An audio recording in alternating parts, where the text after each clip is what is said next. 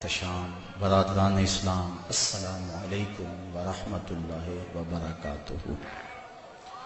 غزوہ بدر اور عہد موجود کے عنوان سے کچھ باتیں آج کی اس نشست میں آپ کے گوش گزار کروں گا۔ اللہ تعالیٰ میری زبان پہ کلمۃ الحق جاری فرمائے۔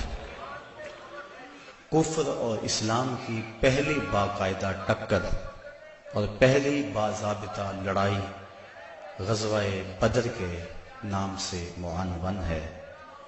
حق اور باطل کا پہلا ٹکراؤ اس انداز سے ہوا کہ میرے رب نے بھی اس کو یوم فرقان کہہ کے پکارا۔ جب حضور نے اعلان نبوت کیا، آپ جانتے ہیں کہ پورے قریش اور کفار حضور اور حضور کے غلاموں پہ ٹوٹ پڑے۔ طرح طرح کی اذیتیں، پریشانیاں، دکھ، مصیبتیں، مقاومتیں، مخالفتیں، نکتہ چینیاں، ناموافق حالات کے جکڑ، کیا کچھ نہیں تھا جو حضور نے سہا نہ ہو۔ راہوں میں کانٹے بھی بچھائے گئے، گڑھے بھی کھودے گئے، کوڑے بھی پھینکے گئے، اور طرح طرح کی اذیتیں دی گئیں، آوازیں کسے گئے۔ حضور کے غلاموں کو مشق ستم بھی بنایا گیا۔ تپتے ہوئے سنگریزوں پہ حضرت بلال حبشی کو کھینچا گیا، تپتے ہوئے کوئلوں پہ ان کو لٹایا گیا۔ حضرت سمیہ کو مکہ المکرمہ کے ایک چوک میں ابو جہل نے قتل کیا۔ یہ اسلام کی پہلی شہیدہ ہے جن کے خون سے مکے کی سرزمین لالہ زار بنی۔ حضرت عمار ابن یاسر کی والدہ حضرت سمیہ رضی اللہ تعالی عنہا، ان کے خون سے مکہ لالہ زار ہوا۔ حضرت یاسر کو شہید کیا گیا۔ کون کون سے دکھ تھے اور دکھوں کی کون کون سی قسم تھی جو آزمائی نہ گئی ہو۔ پھر حضور طائف گئے تو جو مصیبتیں، جو دکھ وہاں پہنچے، وہ ایک الگ دردناک کہانی ہے۔ حضرت ام المومنین سیدہ عائشہ صدیقہ رضی اللہ تعالی عنہا فرماتی ہیں، میں نے ایک دن حضور سے پوچھا، حضور احد کے دن سے سخت بھی زندگی میں کوئی دن آیا تھا؟ صحابہ کی نظر میں احد کے دن سے سخت دن کوئی نہیں گزرا ہے۔ جب حضور کے سکے چچا شہید کر دیے گئے اور ان کا مسلح بنایا گیا، اعضائے بدنیاں کاٹ لیے گئے اور ان کا ہار پرویا گیا، حضور کے سر پہ پٹی بندھی ہوئی تھی، آنکھوں میں آنسو تھے، اور بار بار پوچھتے تھے ما فعل امی، میرے چچا کی کہانی سناؤ، میرے چچا کی بات سناؤ۔ تو یہ سخت ترین دن تھا۔ تو عرض کی حضور کیا احد کے دن سے سخت دن بھی کبھی زندگی میں آیا؟ فرمایا ہاں عائشہ، جب طائف کے بازاروں میں تیری قوم نے مجھے پتھر مارے تو یہ دن احد کے دن سے بھی سخت تھا۔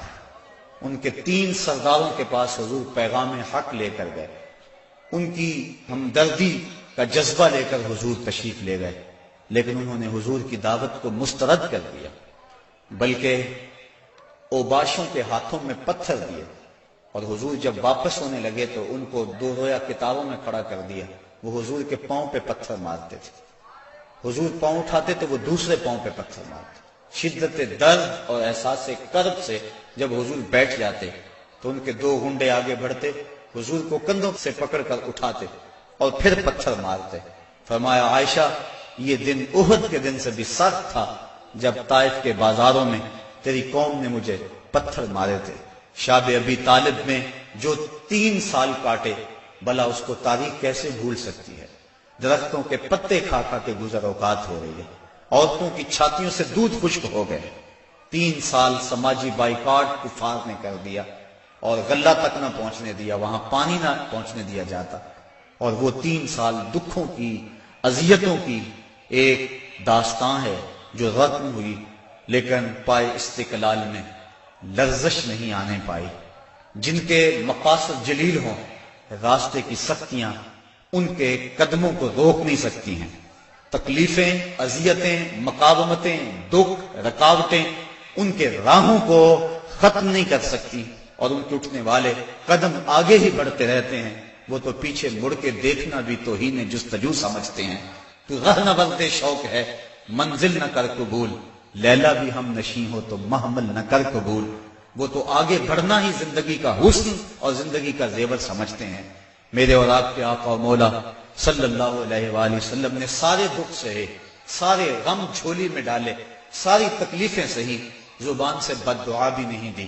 طائف کے بازاروں میں جب یہ اذیت ناک مراحل سے گزرے، اس وقت جو 7 صحابہ تھے انہوں نے عرض کی حضور ان کے لیے بد دعا بول دیں۔ فرمایا میں رحمت بن کے آیا ہوں، میں زحمت بن کر نہیں آیا۔ لیکن ان کا پہم جب اسرار ہوا تو حضور نے ہاتھ اٹھا دیے۔ صحابہ منتظر تھے، ابھی لب جنبش کریں گے اور ابھی آسمان سے پتھر برسیں گے، یہ 2 پہاڑ طائف کے آپس میں جڑ جائیں گے اور یہ درمیان میں پس جائیں گے۔ لیکن جب لب واہ ہوئے، کلمات کیا ترتیب پائے، اللہم اہد قومی فإنہم لا یعقلون، اے اللہ میری قوم کو ہدایت دے دے، یہ مجھے جانتی نہیں ہے، اگر جانتی ہوتی تو مجھے یوں پتھر نہ مارتی، میری راہوں میں پھول بچھاتی۔ تو پتھر کھا کر دعائیں دینا یہ نبی کا ہی حوصلہ ہے، بلکہ دعا کرتے ہیں الہی کرم کر کو سارے طائف کے مکینوں پر، الہی پھول برسا دے ان پتھروں والی زمینوں پر۔ فرمایا مجھے ان سے نہیں ان کی نسلوں سے ایمان کی توقع ہے۔ تو آقا کریم اس انداز کے اندر جو ہے وہ لوگوں کو دعائیں دیتے رہے۔ حضرت عمر فاروق رضی اللہ تعالیٰ عنہ تلوار کے دستے پہ ہاتھ رکھتے ہیں، حضور ہم کمزور تو نہیں ہیں۔ فرمایا عمر ابھی جہاد کا حکم نہیں آیا ہے، پھر حکم ہجرت آ گیا، چھوڑ دو اس بستی کو، مکے والے قدردان نہیں ہیں، یہ لوگ آپ کی راہوں میں کانٹے بچھا رہے ہیں، دکھ دے رہے ہیں، میرے محبوب چھوڑ دو، مدینے والے تمہاری راہیں تک رہے ہیں، جاؤ جا کے انہیں اپنی زیارت کی دولت سے مالا مال کرو، وہ تمہارے پہ فدا ہونے کے لیے ہر لمحہ تیار ہیں۔ حضور جب گئے، اہل مدینہ نے جس انداز سے استقبال کیا وہ تاریخ کا روشن باب ہے۔ طلع البدر علینا کی صدائیں جس طرح گونجی، کہیں معصوم ننھی بچیاں تھی دف بجاتی تھی، رسول پاک کی جانب اشارے کر کے گاتی تھی اور کہتی کیا تھی، ہم ہیں بچیاں نجار کے عالی گھرانے کی، خوشی ہے آمنہ کے لال کے تشریف لانے کی۔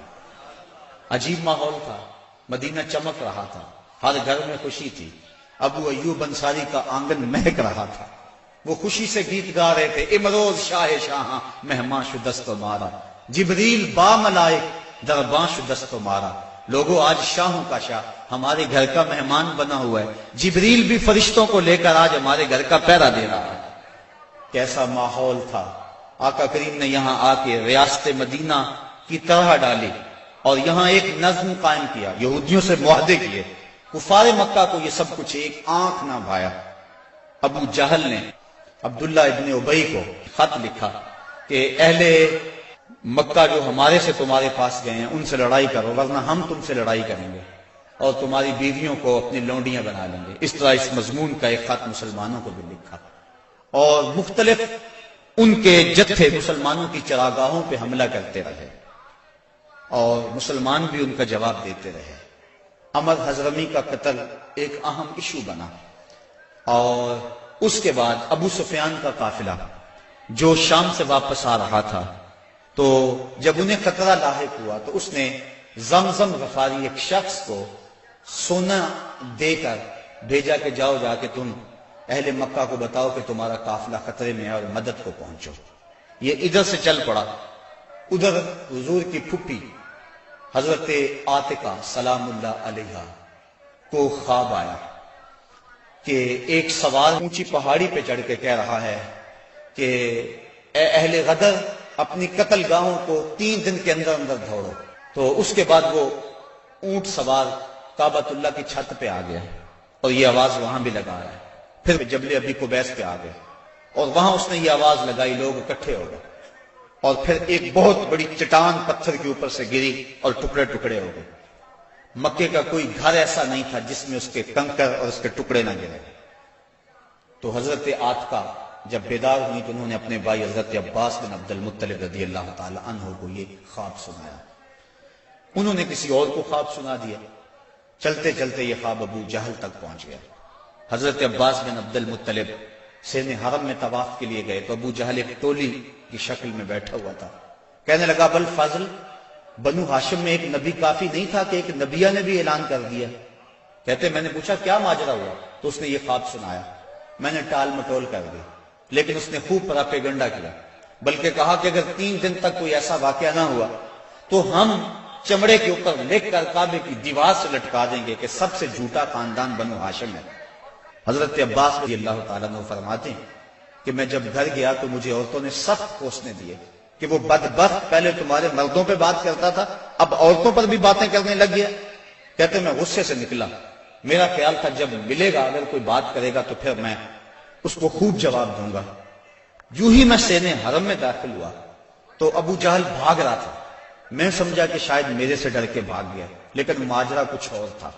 زمزم غفاری آ پہنچا تھا اور وہ ایک اونچے ٹیلے پہ کھڑا ہو گیا تھا، اس نے اپنے اونٹ کے کان کاٹ دیے تھے، ناک کاٹ دی اور اپنی قمیض پیچھے سے پھاڑ دی اور زور زور سے کہا اللتیمہ اللتیمہ اے ادرک اللتیمہ، اور تمہارا قافلہ لٹ گیا، تمہارا قافلہ لٹ گیا، الغوث الغوث، مدد کو پہنچو مدد کو پہنچو۔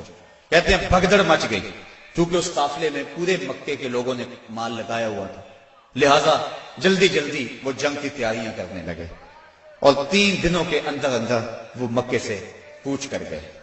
ابھی ایک منزل پہ پہنچے تھے کہ ابو سفیان کا قاصد آ پہنچا کہ ہم بخیریت گزر آئے ہیں، تم واپس ہو جاؤ۔ سارے صاحب لوگوں نے مشورہ دیا، لیکن ابو جہل کہتا تھا نہ، ہم نے بدر میں جانا ہے، 3 دن تک وہاں ہم نے قیام کرنا ہے، وہاں شرابیں پیئیں گے، وہاں جشن منائیں گے، پورے عرب پہ ہماری دھاک بیٹھے گی۔ اسے بڑے لوگوں نے سمجھایا لیکن وہ ماننے کو تیار نہ ہوا۔ ہر منزل پہ ہر روز کوئی نہ کوئی سردار دعوت کرتا، 9 یا 10 اونٹ ذبح کرتا اور یہ قافلہ آگے بڑھ رہا ہے۔ ادھر حضور نے صحابہ کو جمع کیا، مٹھی پر جماعت، ایک چھوٹا سا گھونسلہ جو تیار کیا تھا، ایک چھوٹی سی کائنات اور دنیا جو حضور نے تیار کی تھی۔ حضور نے فرمایا صحابہ مجھے مشورہ دو، اشیروا علی ایھا الناس، لوگوں مجھے بتاؤ کیا کیا جائے۔ حضرت عمر فاروق رضی اللہ تعالی عنہ، حضرت ابو بکر صدیق رضی اللہ تعالی عنہ، انہوں نے عرض کی حضور آپ جو چاہیں ہم آپ کے ساتھ ہیں۔ حضرت مقداد نے عرض کی حضور آپ برق الغماد تک بھی جانا چاہیں تو ہم آپ کا ساتھ دیں گے۔ حضور نے فرمایا مجھے مشورہ دو۔ ابو بکر و عمر نے عرض کی اے ہادی دورہ، ہمارے مال و جاں اولاد سب کچھ آپ پر قربان، غلامان محمد جان دینے سے نہیں ڈرتے، یہ سر کٹ جائے یا رہ جائے کچھ پرواہ نہیں کرتے۔ اٹھے مقداد، عرض کی اے سرور عالم، نہیں ہیں قوم موسیٰ کی طرح کہہ دینے والے ہم، ہمارا فخر یہ ہے ہم غلامان محمد ہیں، ہمیں باطل سے کیا ڈر، زیر دامان محمد۔ حضور علیہ السلام نے پھر فرمایا شیرو علی ایھا الناس، لوگو مجھے مشورہ دو۔ حضرت عمر فاروق پھر اٹھے تو حضور نے پھر کہا شیرو علی ایھا الناس، لوگو مجھے مشورہ دو۔ تو حضرت سعد بن معاذ اٹھے، عرض کی شاید حضور کی مراد انصار سے ہے، ادب سے عرض کی انصار ہیں ہم یا رسول اللہ، غلامان شہ ابرار ہیں ہم یا رسول اللہ، اگر ارشاد ہو بحر فنا میں کود جائیں ہم، ہلاکت خیز گردہ بے بلا میں کود جائیں ہم، نبی کا حکم ہو تو پھاند جائیں ہم سمندر میں، جہاں کو محو کر دیں نعرہ اللہ اکبر میں، یہ قریش مکہ تو کیا چیز ہیں، دیووں سے لڑ جائیں، سنانے نیزہ بن کے سینہ باطل میں گڑ جائیں۔ حضور آپ کا حکم تو ہو۔ آقا کریم علیہ السلام خوش ہو گئے، فرمایا چلو بدر کی طرف پیش قدمی ہوئی۔ 313 افراد پر مشتمل یہ قافلہ جب مدینے سے نکلا تو عجیب حالت تھی، مختصر سامان تھا، 2 گھوڑے، 6 زرہیں، 8 شمشیریں، پلٹنے آئے تھے یہ لوگ دنیا بھر کی تقدیریں۔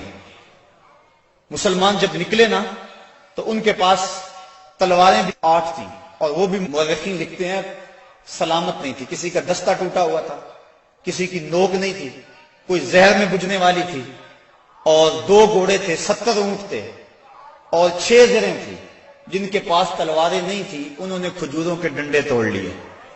اللہ اکبر، کیسا منظر تھا، کیسا ماحول تھا۔ یہ لشکر ساری دنیا سے انوکھا تھا، نرالا تھا کہ اس لشکر کا افسر کالی کملی والا تھا، عجیب رنگ تھا اس لشکر کا، چشم فلک نے کبھی ایسا منظر نہیں دیکھا ہوگا۔ فاقہ مست لوگ جن کے بدن پہ پورے کپڑے بھی نہیں ہیں، اور دنیا کی اس وقت کی بڑی طاقت سے ٹکر لینے کے لیے پورے جذبوں کی فراوانی سے جب مدینے سے باہر نکلے تو یہودی اپنی دکانوں پہ بیٹھے ہوئے تھے۔ انہیں دیکھ کر کہنے لگے مسلمانوں تمہارے پاس نہ کوئی اسلحہ، نہ کوئی نیزے، نہ کوئی بھالے، نہ کوئی خنجر، نہ تیغ و تبر، تم کس راستے پہ جا رہے ہو؟ آلات حرب و ضرب تو تمہارے پاس ہے نہیں، تو مسلمانوں نے حضور کی طرف اشارہ کر کے کہا نہ تیغو تیر پر تکیا، نہ خنجر پر، نہ بھالے پر، بھروسہ ہے تو اس سادی سی کالی کملی والے پر۔ ہمارا تو آسرا حضور کی ذات ہے، ہم تو حضور کے سہارے جا رہے ہیں، بنا کر اپنے سینوں کی سپر آیات قرآن کو، بظاہر چند تن کے روکنے نکلے تھے طوفان کو۔ یہ چند لوگ میدان کی طرف بڑھ رہے تھے، حضور علیہ السلام نے 3 اشخاص کے لیے ایک اونٹ مقرر کر دیا کہ باری باری سوار ہوں گے، اور اپنے لیے حضور نے ایک اونٹ تنہا مقرر نہیں کیا بلکہ اپنے ساتھ بھی 2 سوار مقرر کیے، حضرت ابو لبابہ اور حضرت علی المرتضیٰ رضی اللہ تعالی عنہما۔ اور خود حضرت علی المرتضیٰ اور حضرت ابو لبابہ نے عرض کی حضور ہم اپنی باریاں چھوڑتے ہیں، آپ سوار ہیں۔ فرمایا نہ تو تم میرے سے طاقتور ہو کہ تم چل سکتے ہو پیدل، میں نہیں چلتا، اور نہ مجھے ثواب سے بے نیازی ہے کہ ثواب تمہیں چاہیے مجھے نہیں چاہیے۔ فرمایا اپنی باری پہ تم سوار ہوگے، اپنی باری پہ میں سوار ہوں گا۔ محبت کے جوش میں یہ قافلہ آگے جا رہا ہے، عجیب حالت ہے، فاقہ مست ہے، کھجور کو چوس کے روزہ رکھتے ہیں، اسی کو چوس کے افطار کر لیتے ہیں۔ راستے کے اندر ایک جگہ آئی مرج الزبیہ، وہاں ایک چرواہا بکریاں چرا رہا تھا۔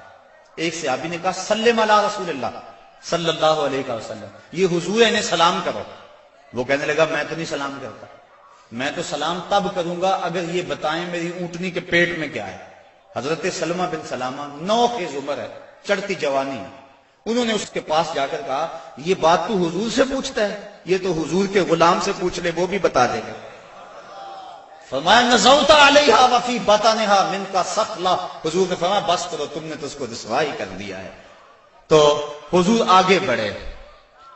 اب جب حضور وہاں پہنچے تو کافروں نے پہلے ہی اونچی جگہ پہ پتھریلے علاقے میں پڑاؤ ڈال لیا ہوا تھا، وہاں انہوں نے اپنے خیمے گاڑ لیے تھے، اور جس سمت حضور تھے یہ علاقہ نشیبی تھا اور ریت تھی، چلتے ہوئے پاؤں دھنستے تھے اور چلنا مشکل ہو رہا تھا، سخت گرمی، 17 رمضان۔ حضور علیہ السلام وہاں پہنچے، حضرت سعد نے عرض کی حضور اگر تو اللہ کا حکم ہے یہاں خیمے گاڑنے کا تو میں کچھ نہیں عرض کروں گا، لیکن اگر آپ رائے لینا چاہیں تو میرا خیال ہے ان کنوؤں کے آگے ہم اپنے خیمے نصب کر لیں تاکہ یہ کنویں ہماری پشت پہ چلے جائیں، اور ان کنوؤں کو پاٹ دیں، بند کر دیں۔ تھوڑا تھوڑا پانی تھا کنووں میں اور وہ بھی بہت نیچے۔ اب جب حضور وہاں پہنچے، یہاں مورخ اسلام حفیظ جلندری نے وادی بدر کی فریاد کو بیان کیا ہے۔ وادی بدر نے جب اپنے دامن میں اترتے ہوئے ان مقدس مہمانوں کو دیکھا تو وادی بدر نے اللہ سے فریاد کی۔ سنو بدر نے کیا کہا، الہی کیا خبر تھی، ایک دن ایسا بھی آئے گا کہ تیرا ساقی کوثر یہاں تشریف لائے گا۔ خبر کیا تھی، یہاں تیرے نمازی آ کے ٹھہریں گے، شہید آرام فرمائیں گے، غازی آ کے ٹھہریں گے۔ مالک مجھے پتا ہوتا طوفان نوح میرے اوپر سے گزرا تھا، میں کوئی پانی جمع کر رکھتی، آج ان غازیوں کو، ان مجاہدوں کو میں پانی پیش کرتی، میں شبنم کے قطرے جمع کرتی رہتی، اور آج تیرے رسول کے غلاموں کو وہ پانی پیش کر دیتی۔ مجھے کیا پتا کہ میرے بھی مقدر جاگیں گے، تیرا ساقی کوثر یہاں جلوہ گر ہوگا، تیرے محبوب کے پیارے قدم اس خاک پہ آئے، الہی حکم دے سورج کو اب آتش نہ برسائے، میرے مالک سورج کو کہہ دے اب یہ تو نہ آگ برسائے، تیرے محبوب کے قدم اس دھرتی پہ آگے ہیں، اور میرے دامن سے جب تیرے محبوب کے غلاموں کو ہوائے گرم آئے گی تو مجھ کو رحمت للعالمین سے شرم آئے گی، یا اللہ میری فریاد پوری کر لے۔ اس وادی نے فریاد کی اور دعا کرتے ہوئے وادی نے کہا برائے چند ساعت ابر بارہ بھیج دے یا رب، برائے چند ساعت ابر بارہ بھیج دے یا رب، بہاراں بھیج دے یا رب، بہاراں بھیج دے یا رب۔ وادی نے یہ دعا کی، دعا صحرا نے مانگی، دام نے امید پھیلا کر، یکا یک ابر بارہ آسماں پر چھا گیا آ کر، مدینے کی بلندی سے جو رحمت کی گھٹا اٹھی تو استقبال کو فردوس کی ٹھنڈی ہوا اٹھی۔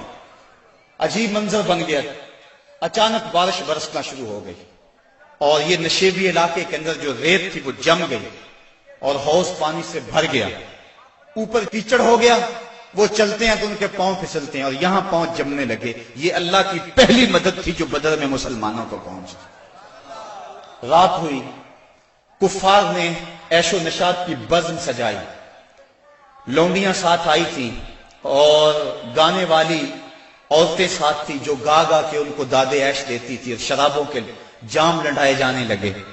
ادھر فاقہ مستوں کی یہ مٹھی بھر جماعت، حضور کے لیے مسجد عریش بنائی گئی، ایک چھپر تیار کیا گیا۔ حضرت ابو بکر صدیق رضی اللہ تعالیٰ عنہ حضور کے پیرے کے لیے کھڑے ہو گئے۔ فرماتے ہیں ساری رات حضور نے سجدوں میں، قیام میں اور رکوع میں گزار دی۔ ساری رات اللہ کی بارگاہ میں روتے رہے اور اللہ کی بارگاہ میں عرض کرتے رہے، اللہم ھذا قریش اقبلت بخیلائھا وفخرھا تحادک وتکذب رسولک اللہم فنصرک الذی وعدتنی۔ اے اللہ یہ قریش بڑے فخر سے آئے ہیں، تجھے بھی جھٹلاتے ہیں، تیرے رسول کی بھی تکذیب کرتے ہیں، میرے مالک جو میرے سے وعدہ کیا ہے وہ وعدہ پورا کر دے۔ حضرت ابو بکر صدیق رضی اللہ تعالیٰ عنہ فرماتے ہیں حضور کی چادر انور سر سے سرک کے کندھوں پہ آ جاتی اور کندھوں سے سرک کے حضور کی کمر پہ آ جاتی، اور میں حضور کی چادر دوبارہ سر پہ دیتا اور عرض کرتا بس کرو یا رسول اللہ، بس کرو، اللہ کی مدد آ جائے گی، بس کرو۔ لیکن حضور بار بار کہتے یا حیو یا قیوم، یا حیو یا قیوم۔ ساری رات حضور نے دعاؤں میں گزار دی۔ جب سحری کا وقت ہوا، نماز ہوئی، حضور نے لوگوں کو کہا لوگوں صفیں سیدھی کر لو۔ حضور نے ہاتھ میں چھڑی یا کوئی تیر پکڑا ہوا ہے اور لوگوں کو کہا کہ صفیں سیدھی کرو۔ حضرت سواد رضی اللہ تعالی عنہ ایک صحابی تھے، وہ سب سے تھوڑا سا آگے بڑھ گئے۔ حضور نے وہ چھڑی سے ان کے پیٹ میں ٹھوکر دی کہ اس طرح یا سواد، سواد سیدھے ہو جاؤ۔ تو حضرت سواد سیدھے ہو گئے، ساتھ ہی عرض کرنے لگے حضور مجھے اس کی بڑی تکلیف ہوئی ہے، درد ہوا ہے، میں آپ سے بدلہ چاہتا ہوں، قصاص مانگتا ہوں۔ سارے صحابہ ان کے کان کھڑے ہو گئے، اس حالت میں یہ کیا کہہ رہے؟ حضور نے فرمایا اچھا بدلہ لے لو۔ عرض کی حضور جب آپ نے مجھے چھڑی ماری تھی تو میرا پیٹ برہنہ تھا، حضور نے زرہ کے بند کھول دیے اور پیٹ ننگا کر دیا۔ حضرت سواد نے جب حضور کے چمکتے ہوئے بطن کو دیکھا فقبل بطنہ، تو چمٹ گئے اور حضور کے پیٹ کو چومنے لگے۔ حضور نے فرمایا سواد تجھے اس چیز پہ کس نے ابھارا؟ عرض کی حضور منظر آپ کے سامنے ہے، میں اس لیے یہ کام کیا ہے کہ آخری وقت میرا بطن آپ کے بطن سے چھو جائے۔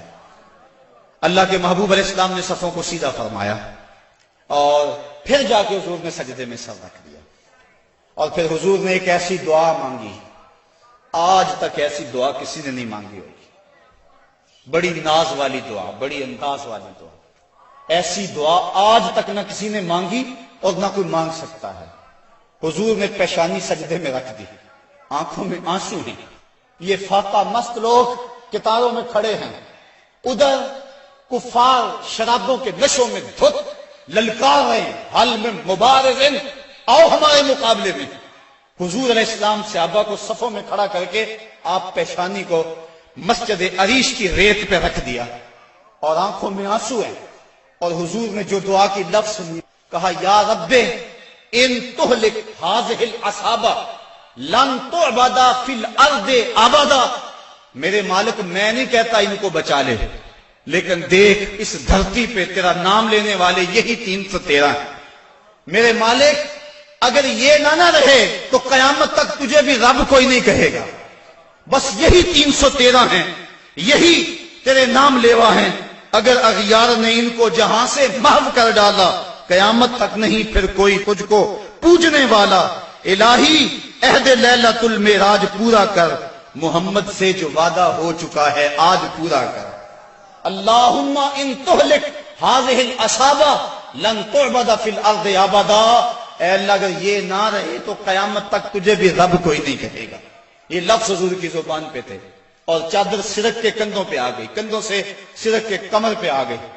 حضرت ابو بکر صدیق کہتے ہیں بس کرو یا رسول اللہ، حسبک یا رسول اللہ، حسبک اللہ یا رسول اللہ، حضور اللہ کافی ہے آپ کو۔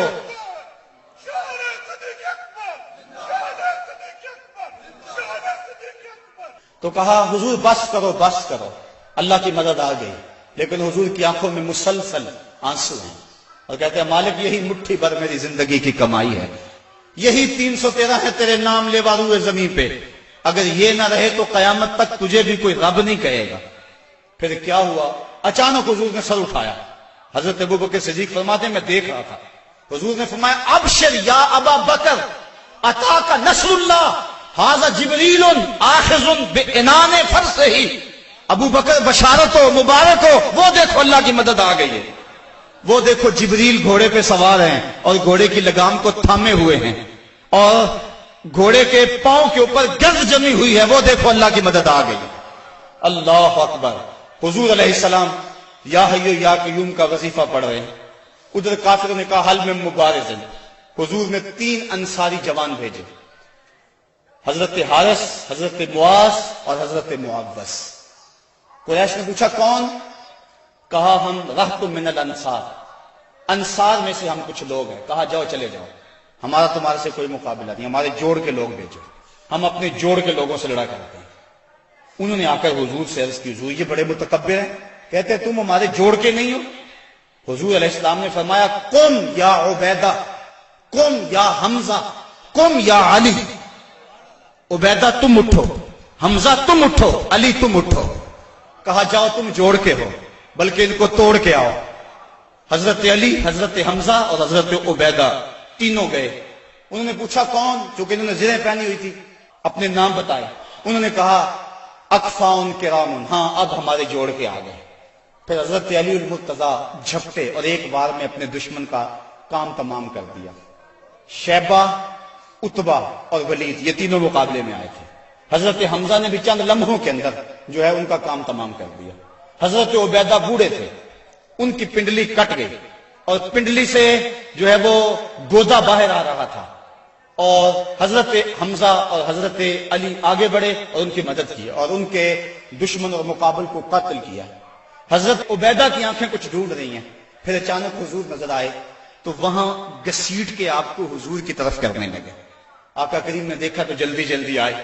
حضرت عبیدہ نے اپنا سر حضور کے قدموں پہ رکھ دیا اور کیا کہا؟ کہا حضور کیا میں شہید نہیں ہوں؟ تو حضور نے فرمایا اشہد انک شہید، میں گواہی دیتا ہوں تم پکے شہید ہو۔ پھر حضور کے قدموں پہ سر رکھا ہوا تھا کہ حضرت عبیدہ کی روح پرواز کر گئی۔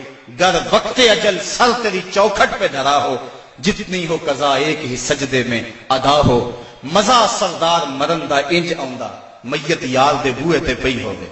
حضرت حارثہ رضی اللہ تعالیٰ عنہ ایک صحابی، ان کو تیر لگا، وہ شہید ہو گئے۔ ذرا منظر دیکھیے بدر کا۔ ان کی ماں کو پتا چلا میرا بیٹا شہید ہو گیا، وہ حضور کی خدمت میں حاضر ہو گئے اور عرض کرنے لگی حضور مجھے بتائیں کہ میرا بیٹا جنت میں گیا یا نہیں گیا، اگر وہ جنتی ہے تو پھر میں صبر کروں گی، نہیں تو میں بین کروں گی، واویلا کروں گی۔ حضور علیہ السلام نے جو جواب دیا سنیے کیا خوبصورت جواب تھا۔ حضور نے فرمایا آوا حبلت یا امہ حارثہ، حارثہ کی امی تجھے کیا ہو گیا ہے؟ جنت ایک نہیں ہے، جنت اللہ نے کئی بنائی ہیں، اور انا ابنا کا اصحاب الفردوس الاعلی، اور تیرا بیٹا حارثہ جنت کے سب سے اونچے درجے فردوس میں ہے۔ تو جب اس نے یہ بات سنی نا تو وہ خوشی سے جھومنے لگی، اس نے کہا بخ بخ لکا یا حارثہ، حارثہ واہ واہ مبارک ہو تجھے، تو جنت کا راہی بن گیا ہے۔ اللہ اکبر۔ اب حضور علیہ السلام اسی چھپر میں بیٹھے۔ حضرت علی المرتضیٰ فرماتے ہیں میں جنگ کرتا اور کئی کافروں کو جہنم رسید کرتا، پھر مجھے شوق ہوتا میں حضور کے پاس جاتا اور میں دیکھتا حضور سجدے میں سر رکھا ہوا ہے اور کہتے ہیں یا حیو یا قیوم، یا حیو یا قیوم، یہ لفظ ہے حضور کی زبان پہ۔ میں 3 مرتبہ گیا اور تینوں مرتبہ جو ہے وہ حضور کی زبان پہ یہی لفظ تھے اور سر سجدے میں تھا۔ اس کے بعد پھر گمسان کا رنگ پڑا اور کافروں نے یک بارگی حملہ کر دیا۔ حضرت علی المرتضیٰ سے روایت ہے، فرماتے ہیں جب سب نے یک بارگی حملہ کیا نا تو ہم نے کیا دیکھا کہ حضور بھی اٹھ کے آ گئے۔ اللہ اکبر۔ فلک سہما ہوا تھا کافروں کی چیرہ دستی سے، زمین شک ہو رہی تھی غلبہ باطل پرستی سے، مگر جب کملی والا آ گیا اٹھ کر مسلح سے، خدائی ہو گئی محفوظ کافروں کے حلے سے، صدائے نعرہ تکبیر سے تھرا اٹھی وادی، کہ امت کے ضعیفوں کی مدد کو آ گیا ہادی، نہ ہتھوں کو سہارا مل گیا دستے پیمبر سے، زمانہ گونج اٹھا نعرہ اللہ اکبر سے، فضا میں ہر سمت لہرا گیا اسلام کا جھنڈا، برائے اہل عالم امن کے پیغام کا جھنڈا۔ حضور مصلی سے اٹھ کر میدان میں آ گئے، فرماتے ہیں کہ میں نے دیکھا کہ کافروں پر سب سے بڑھ کر جو آگے حملہ کرتا تھا وہ اللہ کے رسول صلی اللہ علیہ وسلم۔ حضور بڑھ بڑھ کے حملہ کرتے تھے اور فرمایا قوموا الی الجنہ عرضها السماوات والارض، نکلو اس جنت کی طرف جس کی چوڑائی زمین و آسمان کے برابر ہے۔ حضور یہ پڑھتے جا رہے تھے قوموا الی الجنہ، بڑھو بڑھو جنت کی طرف۔ ایک صحابی تھے اللہ اکبر، وہ کہنے لگے بخن بخن یا رسول اللہ عرضها السماوات والارض، واہ واہ حضور کیا جنت کی چڑھائی زمین و آسمان کے برابر ہے؟ حضور فرمایا ہاں عرضها السماوات والارض۔ تو وہ کھجوریں کھا رہے تھے، انہوں نے کھجوریں پھینک دی، کہا پھر میرے اور جنت کے راستے میں یہ کھجوریں رکاوٹ بنی ہوئی ہیں، اور میدان میں کود گئے اور داد شجاعت دیتے ہوئے جام شہادت نوش کر لیا۔ پھر ابو جہل نے سوچا کہ یہ تو پانسا پلٹ گیا، تو اس نے کہا آواز دو لنا عزا ولا عزا لکم، ہمارے پاس عزا ہے تمہارے پاس عزا کوئی نہیں۔ تو حضور نے فرمایا تم بھی اونچی جگہ پہ چڑھ جاؤ، اپنے غلاموں کو فرمایا، اور جب وہ کہتے ہیں لنا عزا ولا عزا لکم، اور تم جواب کے اندر کہو اللہ مولانا ولا مولا لکم، اللہ ہمارا مولا ہے تمہارا مولا ہی کوئی نہیں ہے۔ فرمایا یہ آواز دو، اب یہ آواز دی جا رہی، کیسا منظر ہے بدر کا، اللہ اکبر، حق اور باطل ٹکرا رہے ہیں۔ اللہ نے بھی اس دن کو یوم فرقان کہہ کے پکارا، حق اور باطل ٹکرا رہے ہیں۔ حضرت عبد الرحمن بن عوف رضی اللہ تعالیٰ عنہ فرماتے ہیں، عشرہ مبشرہ میں سے، فرماتے ہیں میں کھڑا تھا کہ دو لڑکے آ گئے، نو عمر، کہنے لگے چچا ابو جہل کو جانتے ہیں؟ میں نے کہا بیٹا تم نے کیا کرنا ہے؟ کہنے لگے ہم نے قسم کھائی ہے یا مر جائیں گے یا ماریں گے، کیونکہ سنا ہے وہ حضور کو گالیاں دیتا ہے۔ میں نے کہا اس کے گرد تو بہت بڑا دستہ ہے ایک فوج کا۔ وہ کہنے لگے یہ دستہ اسرائیل کا راستہ نہیں روک سکتا۔ کہتے میں نے اشارہ کیا وہ ابو جہل ہے۔ کہتے ابھی میری انگلی اٹھی تھی، میں نے دیکھا شہبازوں کی طرح جھپٹ کے وہ ابو جہل کے اوپر ٹوٹ پڑے۔ لڑتے لڑتے ایک کا بازو کٹ گیا، لیکن اس کا چمڑا جو تھا وہ اڑا رہا، جس کی وجہ سے لڑتے لڑتے رکاوٹ ہوتی تھی۔ اس نے اپنے ہاتھ کو پاؤں تلے رکھ کے توڑ کے پھینک دیا۔ جو جہاد کے راستے کے اندر رکاوٹ بنتا ہے وہ اپنا بازو بھی ہو تو اس کو ہٹا دیں گے راستے سے۔ ابو جہل کی ٹانگیں کاٹی اور پھر دوڑے دوڑے حضور کے پاس آئے، ننھی ننھی تلواریں، چھوٹے چھوٹے بچے، معاذ اور محبس افرا کے بیٹے، یہ دونوں حضور کے پاس آئے اور کہنے لگے حضور، ایک نے کہا حضور ہم نے ابو جہل کو قتل کیا ہے، دوسرا کہنے لگا نہیں نہیں حضور میں نے قتل کیا ہے۔ یہ آپس کے اندر میٹھی لڑائی لڑنے لگے۔ حضور فرمانے لگے تم نے تلواروں کو دھویا تو نہیں ابھی؟ کہا نہیں حضور۔ فرمایا لاؤ اپنی تلواریں۔ تو جب تلواریں لائی گئی تو دونوں کو خون لگا ہوا تھا۔ حضور نے فرمایا کلا کو ما قتلہ، تم دونوں نے مل کر اسے قتل کیا۔ تو یہ غزوہ جاری تھا اور کافر کٹ کٹ کے گر رہے تھے اور اللہ تعالیٰ نے اسلام کو فتح دی۔ 70 کافر مارے گئے، 70 کافر موقع پہ قتل ہو گئے، 70 افراد کو گرفتار کر لیا گیا، باقی دم دبا کے بھاگ گئے۔ اور سخت سراسیمگی کا عالم، نعرے تکبیر کے لگ رہے ہیں، صحابہ حضور کو دیکھتے ہیں اور میدان جنگ کے اندر کود پڑتے ہیں۔ آواز آتی ہے اقدم ہیزوم، ہیزوم آگے بڑھو۔ صحابہ نے عرض کی حضور یہ ہیزوم کون ہے؟ اور آواز دینے والا بھی نظر نہیں آتا۔ فرمایا یہ جبریل کی آواز ہے، اور ہیزوم جبریل کے گھوڑے کا نام ہے۔ وہ اپنے گھوڑے کو کہتا تو بھی آگے ہو جا۔ شانہ بشانہ مسلمانوں کے جبریل بھی لڑ رہا تھا، وہ بھی جہاد میں تھا۔ اللہ اکبر۔ اللہ نے اسلام کی فتح کی، اسلام کو کامیابی دی۔ اللہ کے محبوب علیہ السلام نے اللہ کا شکر ادا کیا، اور لڑتے لڑتے کئی مناظر آئے۔ حضرت عکاشہ کی تلوار ٹوٹ گئی تو وہ حضور کی خدمت میں حضور، حضور تلوار ٹوٹ گئی ہے، تو حضور کے ہاتھ میں ایک ڈنڈا تھا، وہی اس کو دے دیا۔ فرمایا قاتل بہذا یا عکاشہ، عکاشہ اس کے ساتھ لڑو۔ کہتے ہیں جب یوں لہرایا تو وہ لوہے کی تلوار بن گئی، اور ساری زندگی حضرت عکاشہ کے ساتھ وہ تلوار رہی۔ حضرت قتادہ کہتے ہیں کہ میرے یہاں تیر لگا آنکھ کے قریب اور آنکھ کا ڈیلا باہر آ گیا۔ میں حضور کی خدمت میں حاضر ہوا، حضور نے اپنا لعاب لگایا اور جہاں وہ ڈیلا تھا وہیں رکھ دیا۔ وکان لا یدری ایو عینیہ اصیبت، حضرت قتادہ کو پتہ نہیں چلتا تھا کہ آنکھ خراب کون سی ہوئی تھی۔ یعنی دونوں کی روشنی ایک جیسی تھی اور کوئی نشان بھی باقی نہیں رہا تھا. یہ حضور کے لعاب کی برکتیں تھیں. اللہ نے اسلام کو فتح دے دی. حضور علیہ السلام 3 دن وہاں قیام فرمایا. قیام فرمانے کے بعد حضور وہاں چلے. راستے میں ایک جگہ پہ حضور نے پڑاؤ کیا تو جبریل آ گئے اور جبریل نے کہا ردیتا یا رسول اللہ, حضور آپ راضی ہوئے ہیں کہ نہیں ہوئے ہیں؟ حضور نے فرمایا میں راضی ہو گیا ہوں. کہا مجھے اللہ نے کہا ہے کہ میرے محبوب سے پوچھ کر آنا ہے, اگر اجازت دے تو آنا ہے. تو میں اجازت چاہتا ہوں. حضور فرمایا چلے جاؤ. حضور نے حضرت عبداللہ بن رواحہ اور حضرت زید بن حارثہ رضی اللہ تعالی عنہما کو کہا تم ذرا آگے چلے جاؤ اور اہل مدینہ کو خبر دو کہ اللہ نے اسلام کی فتح عطا فرمائی. یہ آگے آگے چلے گئے, حضرت عبداللہ بن رواحہ اور حضرت زید بن حارثہ, اور جا کے لوگوں کو کہا لوگوں مجدہ باد, مبارک ہو, ابو جہل قتل ہو گیا, امیہ قتل ہو گیا, ولید قتل ہو گیا, عتبہ قتل ہو گیا, شیبہ قتل ہو گیا, ابو البختری قتل کر دیا گیا, ان کے بڑے بڑے سردار قتل کر دیے گئے. اللہ نے اسلام کو فتح دے دی. 70 ان کے قتل ہوئے اور 14 مسلمانوں کے شہید ہوئے, 13 موقع پہ اور 1 راستے میں. اب منافق تو کہہ رہے تھے اتنی بڑی قوم سے ٹکرانا یہ ان کے بس کی بات ہی نہیں ہے. ان کے پاس تو کھجوروں کے ڈنڈے تھے, تلواریں بھی کون تھی, یہ کیسے لڑے ہوں گے؟ وہ کہنے لگے غلط کہتے ہو, غلط کہتے ہو, تمہاری عقل کو کچھ ہو گیا ہوا ہے. بلکہ ایک منافق نے کہا کہ زید بن حارثہ جس اونٹ پہ سوار ہیں وہ تو حضور کا ہے, اس کا مطلب ہے کہ حضور نہیں ہے, یہ ان کے اونٹ پہ بیٹھا ہوا ہے. حضرت اسامہ بن زید کہتے ہیں کافروں نے اتنا پراپیگنڈا کیا منافقوں نے کہ مجھے بھی شک ہو گیا. میں نے اپنے باپ سے پوچھا کہ ابا جی واقعی مسلمانوں کو پتہ ہوئی ہے؟ تو میرے باپ نے کہا بیٹا کیا کہتے ہو, اللہ نے اسلام کے جھنڈے گاڑ دیے ہیں. اللہ اکبر. حضرت عاصم بن عدی کہتے ہیں میں نے حضرت عبداللہ ابن رواحہ کو ایک طرف کیا, میں نے کہا احقن ما تقول یا ابن رواحہ, اے رواحہ کے بیٹے جو تم کہتے ہو حق کہتے ہو؟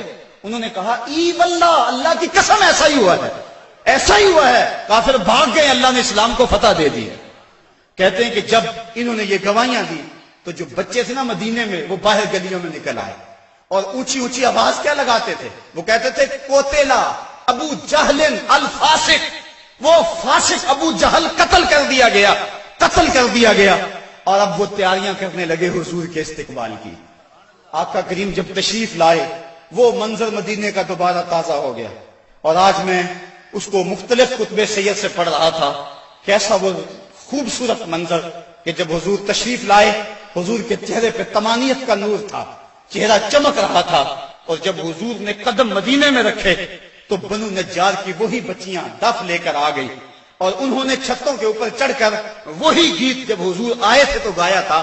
آج پھر ان کی زبان پہ ہے طلع البدر علینا من ثنیۃ الوداع وجب الشکر علینا ما دعا للہ دائی, کہ وہ دیکھو چاند طلوع ہو گیا وداع کی پہاڑیوں سے, وہ دیکھو چاند چڑھ گیا ہے. اور حضور یوں تشریف لائے مدینہ کے اندر, اللہ نے اسلام کی عظمت کے جھنڈے گاڑ دیے. اور اس دن کو میرے رب نے بھی یوم فرقان کہہ کے پکارا. 22 رمضان کو حضور نے مراجعت فرمائی اور جمعے کا دن تھا جب حضور مدینہ شریف پہنچے. اللہ تعالیٰ نے اسلام کو فتح دے دی. مٹھی بھر جماعت, 313 افراد, اور ان کے بدن کے اوپر چیتھڑے تھے. بلکہ عمیر بن وہب, یہ ابو جہل کا جاسوس تھا, اس نے کہا جا مسلمانوں کی تعداد دے کر آ کتنی ہے. عمیر بن وہب جب واپس پلٹا تو اس نے طلاع دی کہ میں نے خوب وادیاں ٹیلے دیکھے ہیں, کمک بھی پیچھے موجود نہیں, وہ صرف 3 اونٹ کھا سکیں گے, یعنی صرف ان کی اتنی تعداد ہے. ابو جہل کہنے لگا پھر تو 300 کے آگے پیچھے. کہا ہاں. کہا ان کے پاس اسلحے بھی بڑے تھوڑے, بدن پہ جو کپڑے ہیں ان کو پیبند لگے ہوئے, پیٹ بھی ان کے کمر سے جڑے ہوئے. ابو جہل نے صنادید قریش کو اپنے خیمے میں بلا لیا. کہا سنتے ہو عمیر کی رپورٹ, کل لڑائی کی نوبت نہیں آئے گی, رسیاں اکٹھی کرو اور انہیں جکڑ جکڑ کے اونٹوں کی پشتوں سے باندھنا اور پھر جا کے حرم کی دیواروں سے باندھنا, لوگوں کو تماشا دکھانا کہ یہ نئے دین کے دعوے دار تھے. جب صنادید قریش کو بلا کر یہ رونق بھری بات ابو جہل نے کہی تو عمیر جو مسلمانوں کو دے کر آیا تھا اس نے جو جملہ کہا وہ سنیے. اس نے کہا وَلَٰكِنْ رَأَيْتُ يَا مَعْشَرَ قُرَيْشٍ الْبَلَايَا تَحْمِلُ الْمَنَايَا, اے قریش کے سردارو تکبر میں نہ آؤ, میں نے اپنی ان آنکھوں سے دیکھا ہے کہ یثرب کی اونٹنیاں اپنی پشتوں پہ نری موتیں اٹھا کے لے آئی, اور تم کہتے ہو رسیاں اکٹھی کرو. میرا مشورہ مانگتے ہو تو رات کی تاریکی میں بھاگ سکتے ہو تو بھاگ جاؤ, اس قوم سے لڑنا تمہارے بس کا روگ نہیں ہے جو مرنے کے لیے آئی ہے. اور میں نے زخمی سانپوں کی طرح انہیں پیچ و تاب کھاتے ہوئے دیکھا ہے، واللہ کل ان میں سے کوئی مرے گا نہیں جب تک تم میں سے ایک ایک کو لڑ نہیں جاتا، اور اگر اتنے لوگ تمہارے مر جائیں تو پھر افسوس ہے تمہارے جینے پر۔ تم کہتے ہو رسیاں کٹھی کرو، میرا مشورہ مانو تو رات کی تاریکی میں بھاگ جاؤ، اس قوم سے لڑنا تمہارے بس کا روگ نہیں۔ پھر اگلے دن میرے رب نے بھی اس دن کو یوم فرقان کہہ کے پکارا۔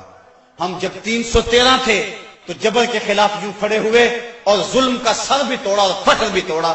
آج دنیا کے اوپر 1,40,00,000,000 انسان درماندہ، خستہ اور بدحال ہیں۔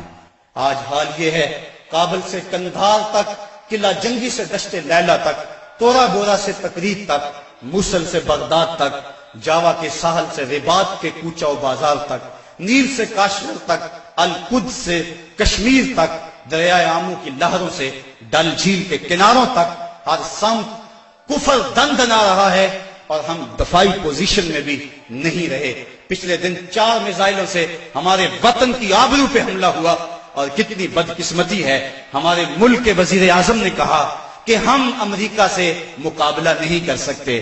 میں نے کہا یہ بات صدر کہتا تو شاید مجھے دکھ نہ ہوتا، تو حضرت امام حسین کی اولاد سے تعلق رکھتا ہے، تیرے پاس تو 72 بھی فرد ہوتے، وہ بھی میدان میں لے کر آ جاتا۔ یہ کیسے حالات آگے اور کیسے دن آگے۔ صاحبو اس بات میں تو واقعی معقولیت ہے کہ جب تم کمزور ہو تو طاقتور سے ٹکر نہ لو، لیکن اگر تم کمزور بھی ہو لیکن درندہ تمہارے گھر میں گھس آئے اور تمہارے بچوں کی ہڈیاں توڑنے لگے اور تمہارے گھر کے افراد کا خون پینے لگے اور پھر بھی تم کہو کہ ہم مقابلہ نہیں کر سکتے ہیں، تو یہ کیسی بے ڈھنگی بات ہے۔ اب بھی بلا کو جینے کا جواز باقی رہ گیا ہے۔ زندگی اتنی بھی غنیمت نہیں کہ اس کے لیے عہد کم ظرف کی ہر بات گوارا کر لی جائے۔ صاحبو زندگی کے یہ حسی لمحے اہل بدر کی زندگیوں سے روشنی لے کر منور کیے جا سکتے ہیں۔ آج پوری دنیا کے اوپر 1,40,00,000,000 انسان کبھی خانمہ برباد نہ ہوتے اگر انہیں بدر والوں کا جذبہ نصیب ہو گیا ہوتا۔ ہمارے پاس آلات حرب و ضرب نہ بھی ہوں، لیکن مسلمان جب ظلم کے مقابلے میں کھڑے ہوتے ہیں تو بڑی بڑی قوتیں دم توڑ جاتی ہیں، ان کا مقابلہ نہیں کر سکتی ہیں۔ آج ہماری بدبختی اور ہماری رسوائی کا سامان اس لیے پیدا ہوا، ہمارے پاس اسلحے بھی موجود ہیں، ایٹمی صلاحیت سے بھی ہم مالا مال ہیں، نہیں ہے تو جذبہ بدر ہمارے پاس نہیں ہے۔ فضائے بدر پیدا کر، فرشتے تیری نصرت کو اتر سکتے ہیں گردوں سے قطار اندر۔